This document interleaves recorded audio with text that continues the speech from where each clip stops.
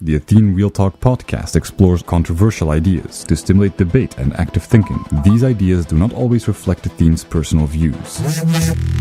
Welcome to the Athene Real Talk Podcast. He has been called the best gamer in the world, hands down. World-famous gamer and philanthropist Athene. Gaming for Good, it's called, has raised more than $20 million. Using his notoriety to raise money for charity. On activism, science, culture, and self-development. Proud to have him in the studio today. I would not want to take you on in a video game. I was watching a Spinoza video yesterday about his life, and I recognized myself. And the thing is, what he basically did was he was certain that everything had an explanation. And honestly, that is exactly the same thing as with me. When I grew up and I was really young and I was 8 years old, I talked to my brother and his friend about relativity and such. And honestly, if it wasn't for that, I would probably not be the person I am today. But since very early on, I really was introduced in physics, and I knew that everything has an answer, has an explanation.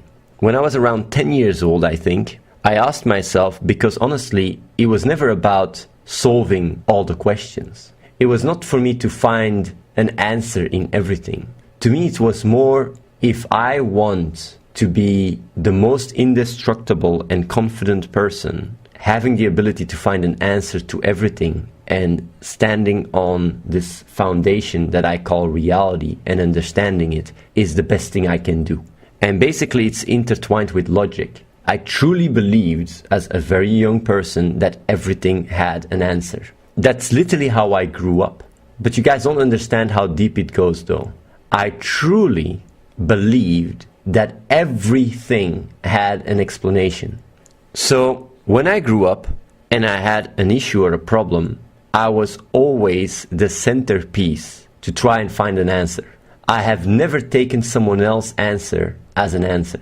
I always had to figure it out myself when it mattered to me. Because you could say like, oh yeah, did you have to calculate how the earth goes around the sun? No. It's about the reality I experience. Everything that I experienced that was dissonance, I had to find an answer. And whatever other people said, I didn't care. I had to understand it myself. And what it actually did was it made me into a critical thinking powerhouse where I was thinking, debating, and thinking and thinking and debating and thinking about everything. Even when I was given an impossible problem in my life, I was certain there was an answer to it. Whether I have to accept the situation because it's in line with what I am, or if there is a solution that allows me to prevail. Either way. But the thing is, every time when I also came with answers and stuff, I gained a lot of confidence. That's just some background of what really drove me to really find answers in everything that I got confronted with. And since I wanted to find the answers, I thought about it mostly myself. I didn't read so many books. When you see all these insights in the Real Talk, when I talk about the Real Talk and all these insights, I mean, most of them are conclusions I made myself. I didn't have a book that I could read that just answered all these things so logically. I didn't have it.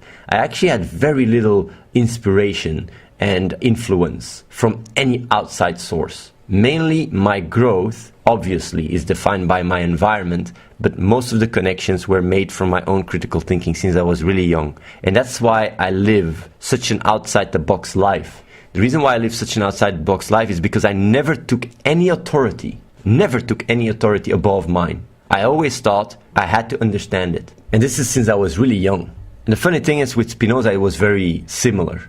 The problem though with Spinoza is there's a lot of questions he had he didn't find an answer to. I'm just going to explain you guys some about my logical conclusions and understandings. One of the most important insights I've had from a logical framework is that in order for me, and this is basically a red line in my entire life, and if you truly understand this almost irrefutable logic, you would immediately get a lot more insight in what kind of person I am. But what I realized from very early on is that for me, in order to come to a conclusion, I need to be able to have the privilege to do so.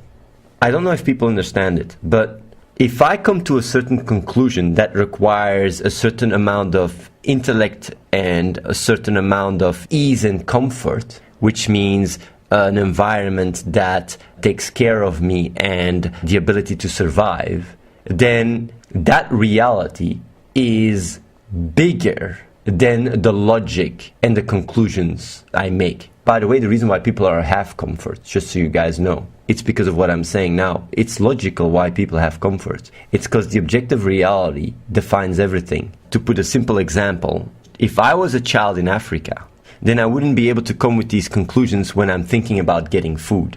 And it's exactly because of this realization and this understanding that I have very little appreciation for intellectual masturbators. Because intellectual masturbators are already falling over this obstacle, the obstacle of the objective reality. When you are in a room whining like a little bitch over and over again and making your conclusions, you are forgetting about the true premise that if you were in another setting, you wouldn't be able to do so. Because of this, the objective reality overrides everything. No matter what logical conclusion I come up with, I always know that the objective reality will have the final say. So as a result, what it does is it forces me to become pragmatic and just see the world for what it is. It just forces me. There is no right, there is no wrong, there is just what is. It's that simple. And I cannot argue with it. I cannot argue with reality. I can merely try to understand it. But at the end of the day, if my journey of understanding it goes even against the reality, then I'm actually contradicting myself. Because that's logical to accept this objective reality. That has been a very strong foundation in everything I do. And that's why at the end of the day, I don't even care so much about rhetoric. I don't care even about logic. Because what logic tells me is that at the end of the day, the objective reality overrides anything. And my logic can be flawed. Having this strong surrender, because logic itself is telling me that reality is what dictates everything at the same time, really gives me this clarity, this peace of mind. And whenever I'm even in a debate, or people are in the chat and are arguing, you're already going against this ground premise, where you are taking for granted your ability to make the statement. And you cannot do that. It's illogical. You always have to put the situation that allows you to make the statement as part of the premise, and that requires you to accept your situation and your reality as not taking for granted. That is an extremely important understanding, because if you don't understand this one, then obviously you will be stuck. You might fall into all these ideas while you forget the essence of your survival, like food or whatever. Like, if you don't understand this, you can literally lose yourself intellectually. But intellectually, this argument crushes everyone. Everyone on the planet that is sitting in their room and just intellectually masturbating gets crushed. And what is intellectual masturbation? Intellectual masturbation is just talking for the sake of talking with no practical consequences. Basically, it turned me extremely pragmatic, extremely down to earth. And that was when I was really young. One of the biggest, and I've already talked about it, but I'm going to repeat myself, one of the biggest struggles I've had as a person that wanted to critically understand everything is, why am I being a good person when I'm inherently selfish? Funnily enough, it was something that Spinoza also struggled with. He didn't find an answer. I did find an answer, but it's because of my understanding in neuroscience. He lived 400 years ago, so I got to give him some credit, you know? He didn't have access. Although I didn't even need access to this information, because what I realized was the following. Since I cannot be absolutely sure, and there is a level of ignorance which I am just fully aware of, if my conclusion then being inherently selfish turns me into a bad person that harms other people, and then throughout life I figure out that I made the wrong conclusion, not only will I be feeling very guilty and regret it, but also understanding that I might even choose to backwards rationalize for my actions. It might blind me because I don't want to face that I was making the wrong conclusion, and as a result limits my ability of understanding. Because even when I was young and I didn't know a lot about neuroscience back then, I knew that emotions were a big part of me and I had to be aware of them. And even though this was more a gut feeling than anything, I was like, I will give myself the benefit of the doubt in staying a good person, because at the end of the day, if I'm the one that has to put more effort and I'm the one that has to suffer, if I end up coming to another conclusion, that shows that being a good person is not fully inherently selfish and doesn't just justify to be an asshole, I would just be able to look at that and accept it without experiencing any dissonance, because you always have to find meaning for your suffering. But to me, it translated more into finding a meaning for others people to suffer because of my actions. And that is something that I do not want to be faced with by making a wrong conclusion. And that's why I told myself, like, I'm better off staying a nice guy, even though this selfish rhetoric I don't have exactly an answer to. So that's the thing, like, I choose to rather, give up my own pleasure, because at the end of the day, if I'm wrong, I would have harmed others people's, and if I'm right, then what did I lose? It's like only maybe a bit less positive experience, less comfy. Still, for me, it was a really easy trade-off. But of course, when I then started understanding neuroscience and that the self is truly selfless, that really gave me a lot of ammo and increased my confidence drastically, because I never had to give up my true good intentions, because I was quite selfless. I felt selfless when I grew up. And that's why it didn't make sense that I was inherently selfish. It caused a lot of dissonance. But when I accepted it and I gave myself actually a backdoor by saying I don't have the full picture, maybe I will come to an answer, and set my dissonance at ease, that really allowed me to keep going. And the funny thing is, the same thing happened with Spinoza. He said there is a theory of everything, and the theory of everything has to explain itself as well. The funny thing is, I agree with that completely. He didn't know it, but the fact that he knew there was, and he believed that, gave him a peace of mind, because he used his ignorance as an ability to cope logically with the fact that he didn't have the full picture. And I did that myself as well with the selfishness. I used my ignorance as a way to cope with the dissonance I would experience because of a lack of understanding. I'm just explaining to you guys how I think and how I went through life. I always try to understand everything, like as much as possible. And this has actually caused me to become a self-critical and a critical powerhouse that has exceeded anyone else that I know. That's why my rhetoric is almost unbreakable. That's why when I talk about things, when it's about morals, ethics, or whatever, the arguments I make go so deep. There is nobody else I know that has had so much capacity in making these connections. And it is because of the same what happened with Spinoza. It's the same thing. What happened with Spinoza is he didn't take no as an answer. And you might say, like, yeah, but you just said the ignorance, you used the ignorance as a justification. So in a sense, you did take no as an answer. No.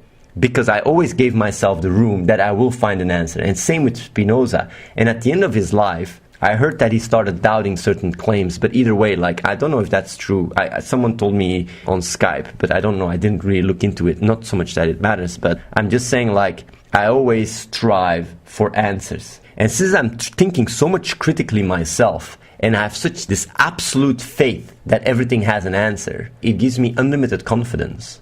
It gives me unlimited sense of grounding. And that's why I'm so charismatic. That's why the entire world can laugh at me and I can stand there and it wouldn't scratch me.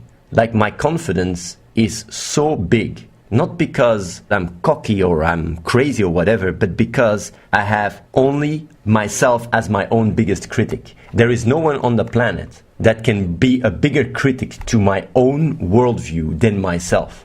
And that is why when people come with arguments on the chat, to me, these things, if I would have to give arguments to my own world paradigm, they'd be so much more advanced. And when I see in the chat people arguing, it doesn't even scratch the surface. I see these things and I go like, this is so simple. And when I argue to people, I just see through even the reason why they argue and such. But either way, I'm going to start giving examples on how it expresses itself. I thought there has to be a theory of everything that explains itself. And of course, to me, it was not about finding the mathematical actual equations. Because in order to find the mathematical equations, I would have to give myself to science and commit myself to it and go into that regards. But like I said before, since the objective reality overrides everything, it's even more important for me to actually help society move forward and make sure that people and the awareness of people is on point.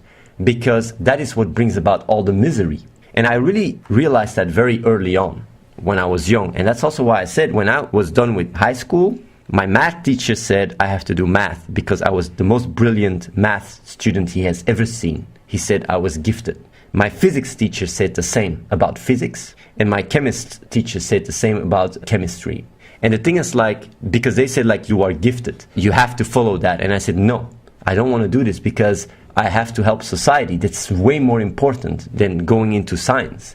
Because if I can help change people's awareness, this is what baby when I was 18 years old, just so you guys know, said if I would go through life and become a scientist, I would still have no impact on the awareness of people. And it's the awareness of people that drives society. It's the awareness of people that drives the objective reality that people live on. Not discrediting scientists, not at all. But I just said what is even more important is to change the world, is to cause a psychological revolution.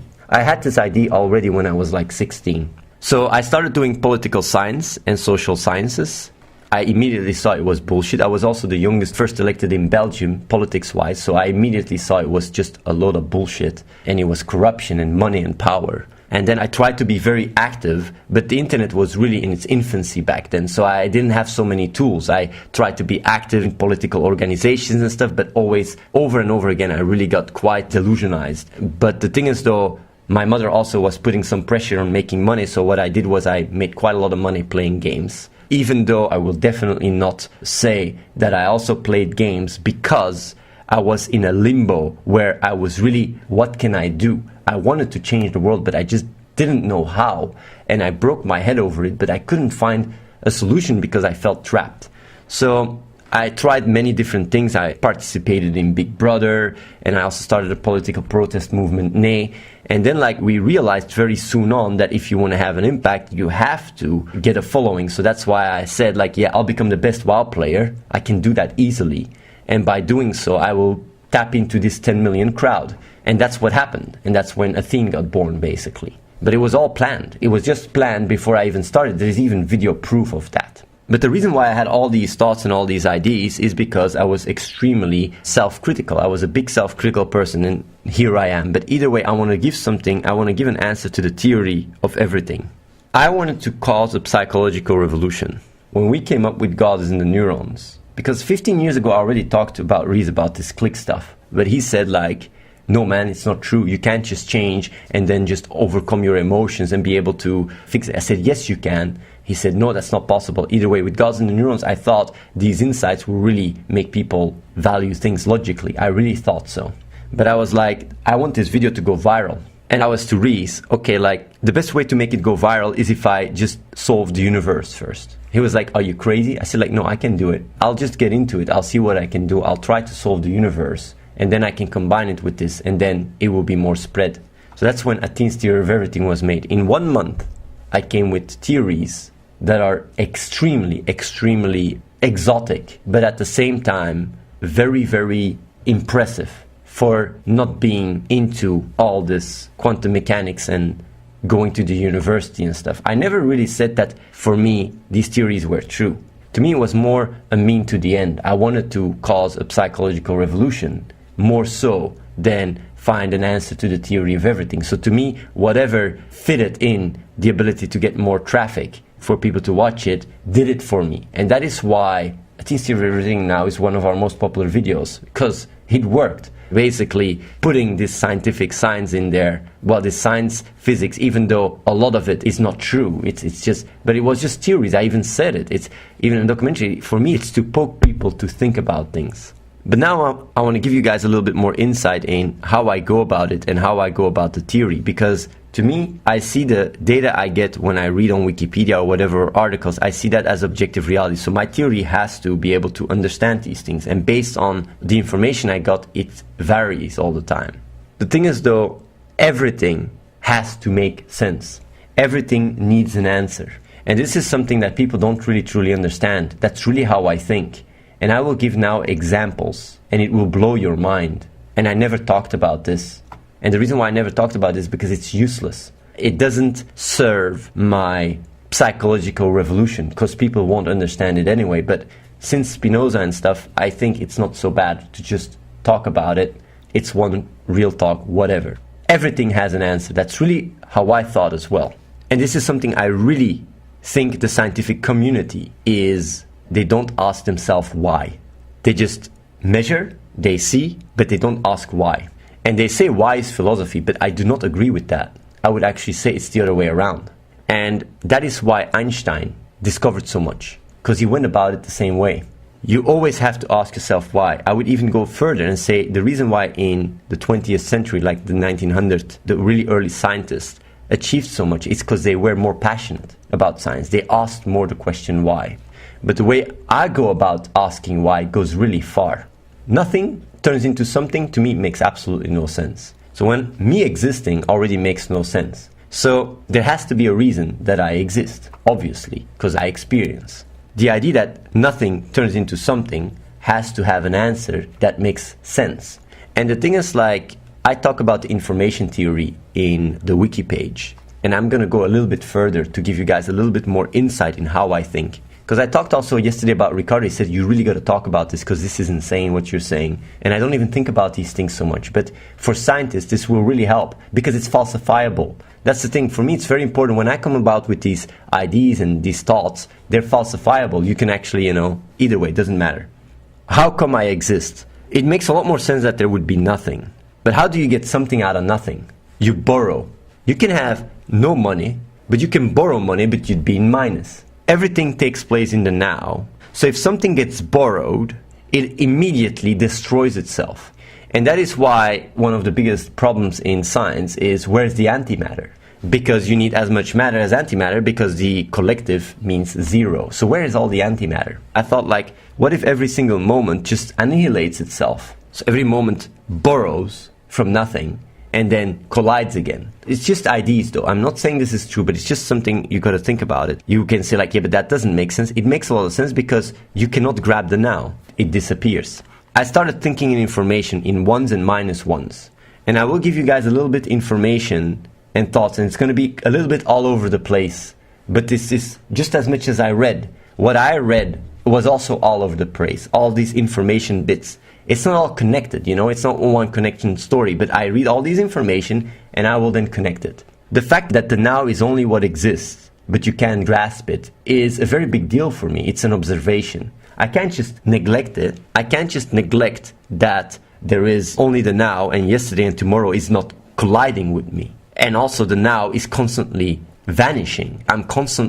My experience and who I am is constantly a new expression. I'm not static or anything. I'm constantly evolving, and the now, I cannot grasp it. So that's for me a big deal because it's an observation that I don't really understand why scientists don't talk about it, but it's an important observation because that means that when we think there is something, maybe there is actually nothing because what we're talking about doesn't exist anymore. We're constantly speaking about an ever-increasing entity. We are an ever-increasing entity, and that's why we keep existing. But the actual now does not exist anymore for me because it's already over. And same with now. Like, we are assuming that things exist, even though the now is actually showing that whatever you try to position it or whatever, it's gone. Either way, that is something I was thinking about. Let's say you borrow something. When you borrow something, the collective is zero. So if you borrow minus 1 and 1, when you look at it, it expresses itself as 0. And the reason why I thought about it is because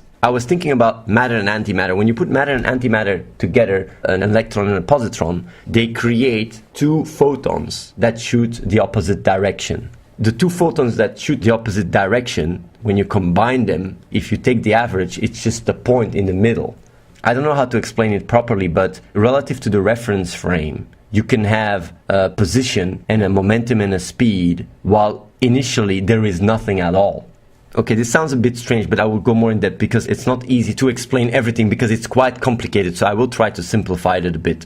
How do you get something out of nothing when you borrow it? So basically when we are doing math on papers, and we say 1 plus 1 is 2, and 4 plus 4 is 8, we just take it for granted. I don't do that. I ask myself, why is that the case?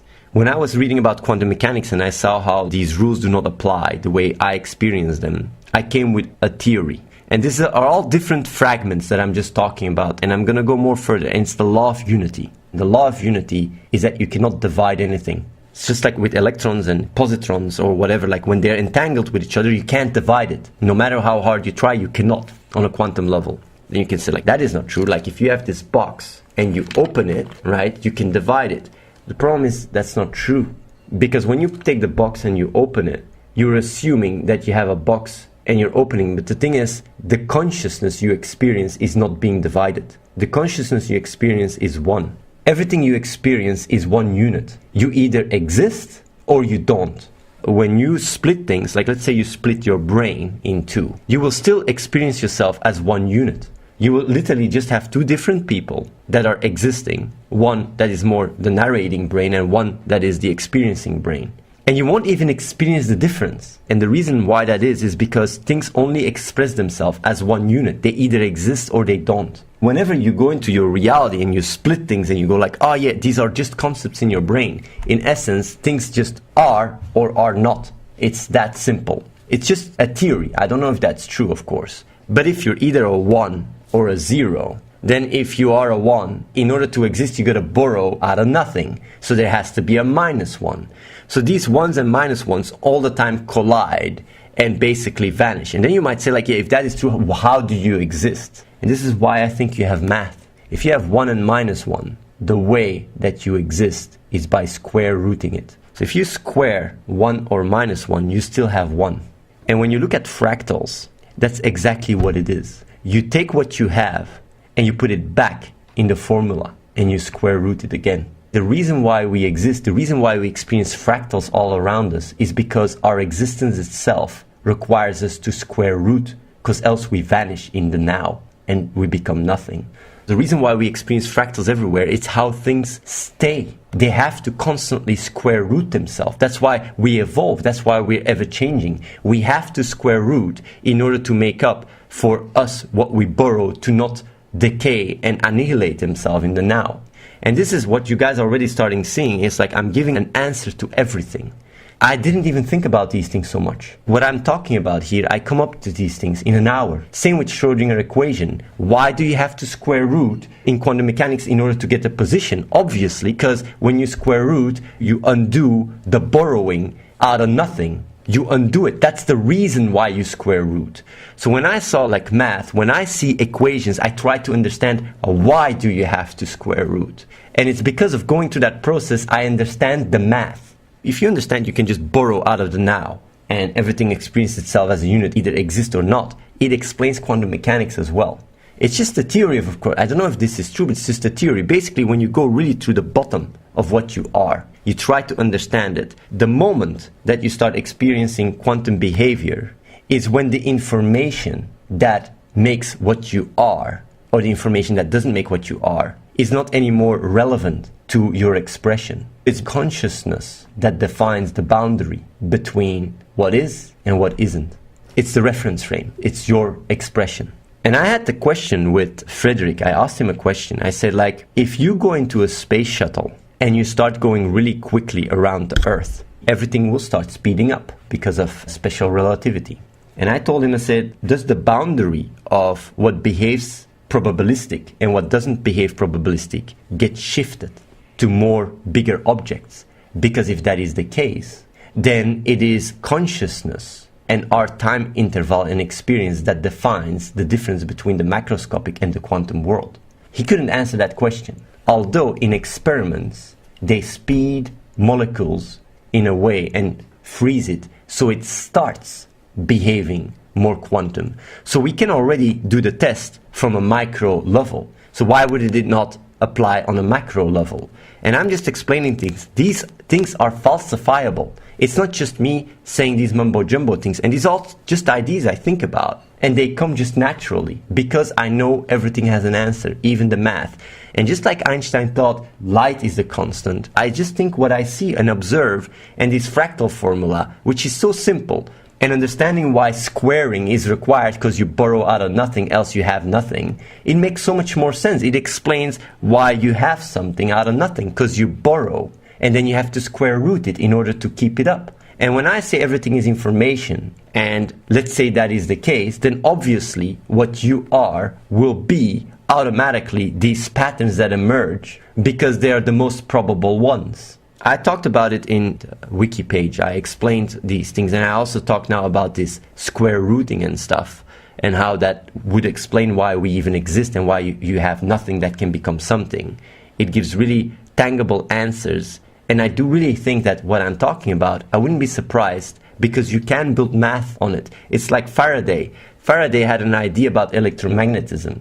He just had an idea. He didn't come with the mathematics, he just had an idea. I'm just presenting here an idea, how everything could work, and how everything would be information that just gets borrowed, and you always have this ones and minus ones that destroy themselves, and you got to keep it up by square rooting them. It's just a theory, it's just an idea. I don't even know if it's true. I'm not even emotionally attached to it. But the reason why I'm explaining this is because I come up with these ideas, and they don't exist. You can look it up. Of course, they would exist and stuff. They would either be debunked or they would be, even when it comes down to dimensions and everything, like how dimensions could merely be the way we store information, the way that things express themselves, the way a unit is more compact, and as things shift, they start behaving differently. That's why you have black holes and stuff. Like, these are just all ideas, but I'm just saying, like, trying to always ask why. And that's also what I say. That's also what I say in Athene's Theory of Everything. It's about thinking critically. Don't take things for granted, is what brought up all these answers. And I'm going to go a step further. There is certain things, for example, consciousness, where they said scientists don't understand why consciousness exists, because you might as well have no consciousness and still everything would work. But the problem with that is you assume that the sum of the parts equals the sum, which is not true, because the sum is more than the parts. That's why we are a superorganism instead of a pile of mud. A pile of mud is different than me, even though it's how you connect them. It's how you put them together. It's the information and the sum that brings about the total. And if evolution went through it, the total sum gives additional properties. If they give additional properties, they will allow us to thrive more than the sums that don't have additional properties. Therefore, consciousness has evolved because the collective gives an additional advantage to our survival and thriving. I came up with that answer in less than an hour, and this is something that philosophers are really breaking their head over all over the internet. And the reason why is not because I'm a genius. The reason why is because I don't take no for an answer. I always question, and I think completely independent. My mind is truly free. And when people come to me and say, like, oh, you don't have a degree, you don't have academics and stuff, I laugh with that, because they are stuck into a bubble of trying to live up to a certain system and institution that doesn't even exist. It's people like me that are truly the innovators and the visionaries of society. People like Einstein as well. People like Spinoza. And now I found a way to initiate that and trigger that in everybody of you, to become that critical thinker and to really understand that everything has an answer and to go after those depending on where you are, of course.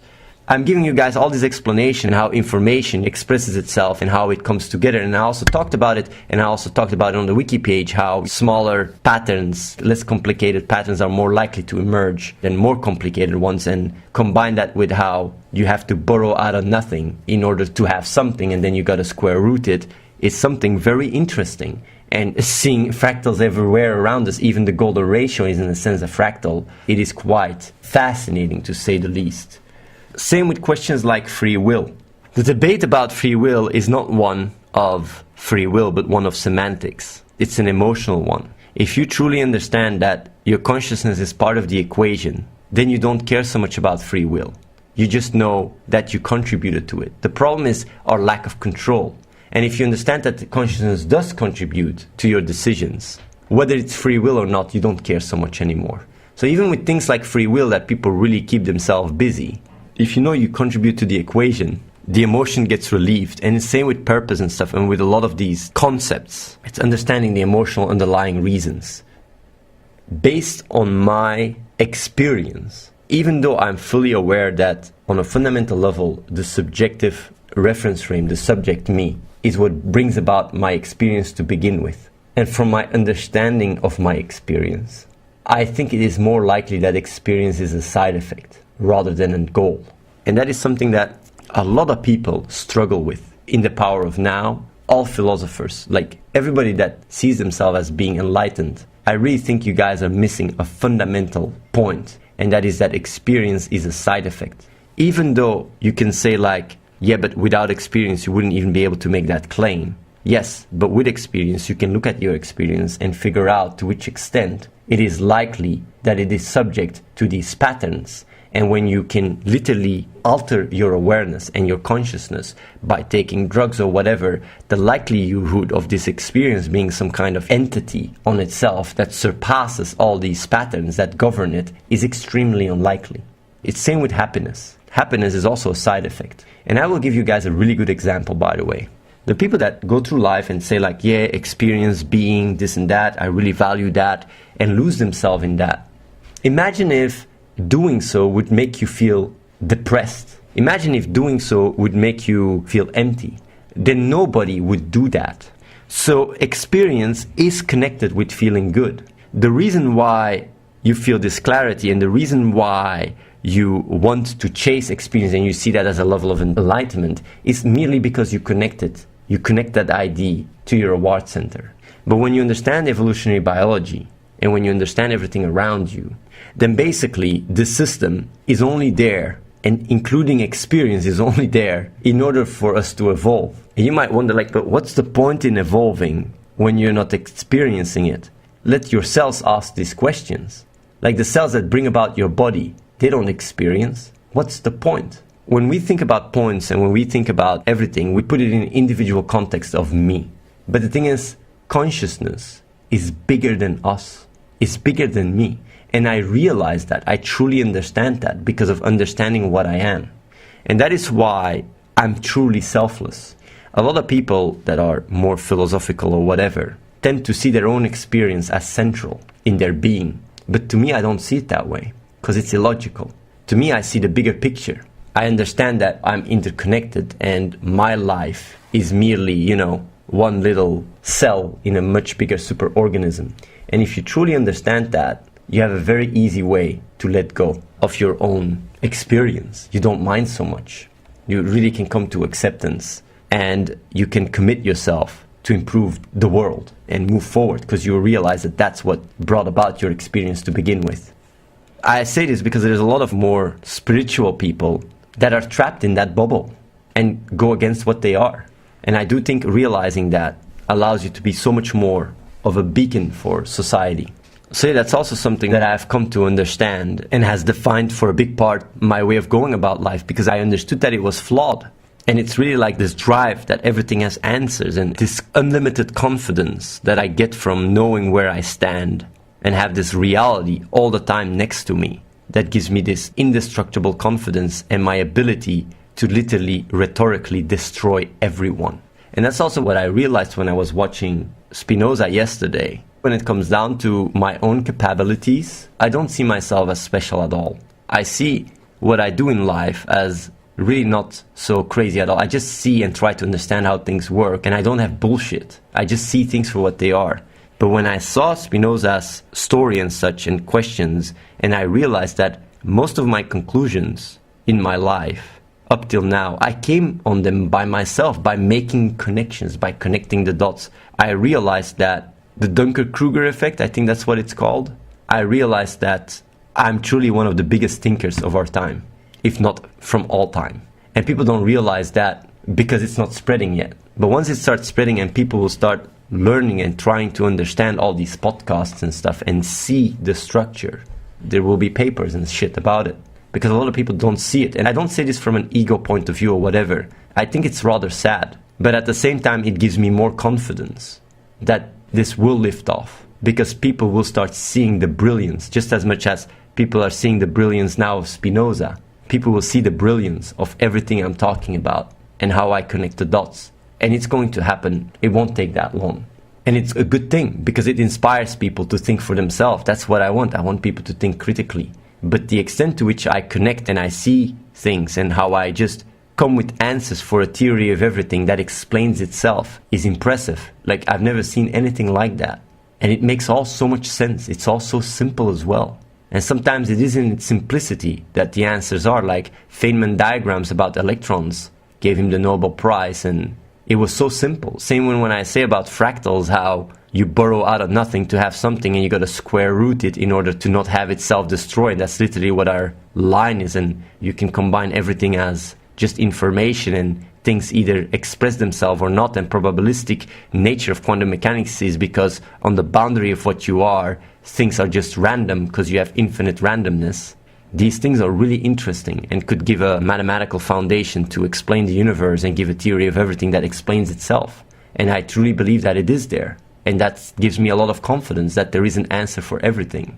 I don't know what you guys think about it. I don't know how many people even can grasp what I say, because I do realize that because I don't take any authority and I truly think from my own paradigm and my own reference frame, and I think truly critically, I understand that people that don't do that, which is all of you, have a really hard time grasping what I say, because you're not seeing what I say.